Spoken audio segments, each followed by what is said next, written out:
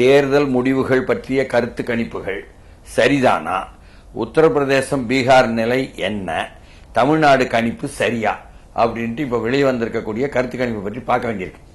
ஏன்னா இன்னைக்கு நாடாளுமன்ற தேர்தல் களம்னு போட்டு தினத்தந்தியில நாடாளுமன்ற தேர்தலில் திமுக கூட்டணி 39 தொகுதிகளையும் கைப்பற்றும் கருத்து கணிப்பில் தகவல்னு போட்டு உள்ளுக்கு உத்தரப்பிரதேசத்தை பத்தி, கர்நாடகத்தை பத்தி, மேற்குவங்கத்தை பத்தி, பஞ்சாபை பற்றி, காஷ்மீரை பற்றி, என்ன தெலுங்கானாவை பற்றி, என்ன டெல்லி பற்றி, மராட்டியத்தை பற்றி, கேரளாவை பற்றி, குஜராத்தை பற்றின்னு பெருசா போட்டு ஒரு கருத்து கணிப்பை வெளியிட்டது அந்த இந்தியா டுடேயும்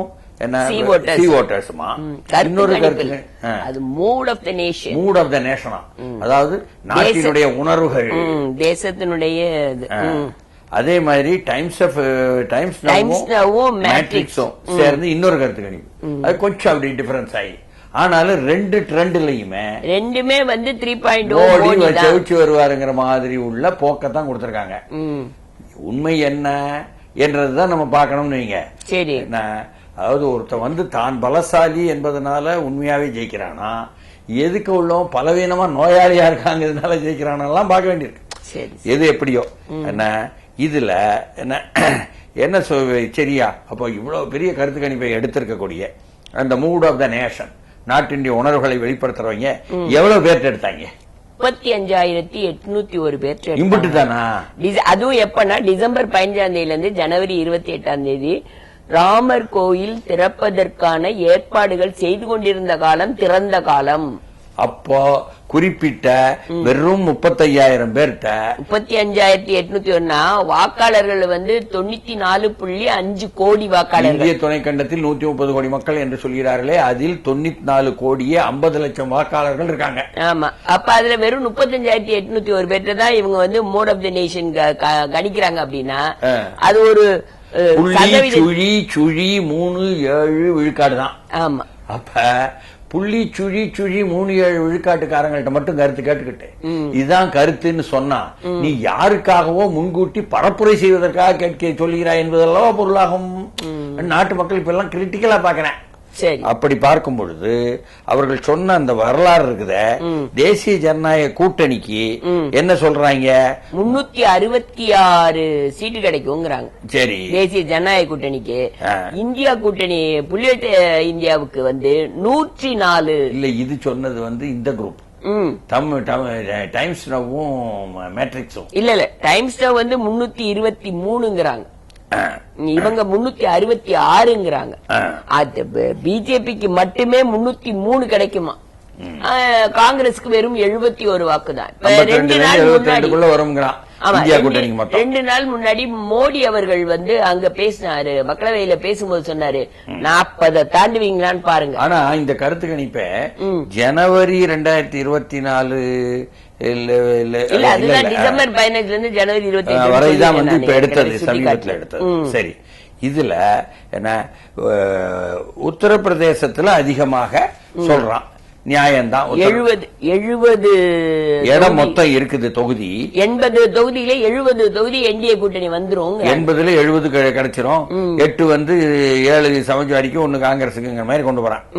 எப்படியோ மேற்கு வங்கத்துல அதிகமா எதிர்பார்த்துக்கிட்டு இருந்தோம் மம்தாக்கு, அங்கேயும் 42 தொகுதியில என்ன பாஜக 19 வந்துரும், திரிணாமுல் காங்கிரஸ் 22 தாங்கிறான். அப்ப அங்கேயும் நெருக்கி வந்துரும் போல இருக்கு. இந்த காங்கிரஸ் ஒண்ணுங்கிறாங்க. நம்ம கர்நாடகாவை பார்த்தோமே, காங்கிரஸ் ஆட்சியில இருக்க, மீண்டும் வந்து அங்க பிஜேபி எழுச்சி அடைந்து விடும். 24 இடத்துல வந்து அந்த ஜெயிச்சிரும். 28ல 24ல ஜெயிச்சிருவாங்க. 4 தான் இந்தியா கூட்டணி ஜெயிக்கும் அப்படின்னு சொல்லி. சரி, ஜார்க்கண்ட்ல பார்த்தா அங்கேயும் கூட வந்து ஆட்சி அதிகாரம் இந்தியா கூட்டணி கையில இருந்தாலும் அங்கேயும் கூட பாஜக கூட்டணி 12 வந்துருங்கிறான். சரி, என்ன இப்படியாக எல்லாம் வந்துகிட்டு இருக்கு ஒவ்வொரு இடமும். சொன்னா தமிழ்நாட்டுல 39 தொகுதியும் திமுக அள்ளும்னு ஒரு கருத்து கணிப்பும், இன்னொருவர்கள் அந்த இது டைம்ஸ் நவ் மேட்ரிக்ஸ் கருத்து கணிப்புல வந்து திமுக 36 இடமும், அண்ணா திமுக 2 இடமும், பிஜேபி ஒரு இடமோ ஆனா அப்படின்னு நாமும் கொடுத்துறாங்க. போய் உள்ள போய் பார்த்ததுல mood of the nation mood of the பீப்புள்னு சொல்லிப்பட்டு ஒவ்வொரு இடமும் மக்களுடைய உணர்வு எதை நோக்கி போகுது சரி. என்றெல்லாம் விசாரிச்சா உணர்வு மட்டும் இல்லையா, தீர்மானிக்கிறது முந்தின அன்னைக்கு காலையில கொடுக்கக்கூடிய பணமும் சேர்ந்தியா, ஓஹோ. அது மட்டும் இல்லாம அதுலயே ஒரு 20 விழுக்காட்டுக்கு மேல அப்படியா பணத்தை எதிர்பார்த்துட்டு இருக்காங்க என்றெல்லாம் மக்கள்கிட்ட சொன்னா என்ன, எந்த கட்சி இந்த தொகுதியில் நிக்குது என்பதை ஒட்டி திமுகவா காங்கிரஸா விசிகாவா என்ன வேறு சிபி சிபிஎம்மா என்பதை ஒட்டி கூட அந்த வாக்குகள் மாறும். எந்த கட்சி, எந்த வேட்பாளர் யார், வேட்பாளர் யார், ஒரு சில வேட்பாளர் அங்க நின்னு பணத்தை செலவு பண்ணா கூட ஜெயிக்க முடியாது. தருமபுரியில எல்லாம் பழனியப்பன் நின்னா கண்டிப்பா ஜெயிச்சுட்டாருங்க அப்படிங்க.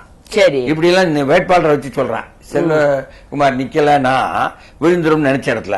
ஆனா நம்ம கேள்விப்பட்ட பார்த்தா விழுப்புரத்துல அதிமுக அப்படி இருக்குங்க, எதிரான வாக்குகள் தான் அதிமுக வருது, திருவள்ளூர்லயும் அப்படி இருக்குங்க என்பதாக சொல்லக்கூடியவங்க என்ன சொல்றாங்கன்னு சொன்னா, கோயம்புத்தூர்லயும் சரி, ஈரோட்லயும் சரி, திருப்பூர்லயும் சரி, இதெல்லாம் அதிமுக சாதகமா இல்லங்க அந்த ட்ரெண்ட் இருக்குது மக்களுடைய உணர்வுகள் என்பதாகவும் சொல்றாங்க.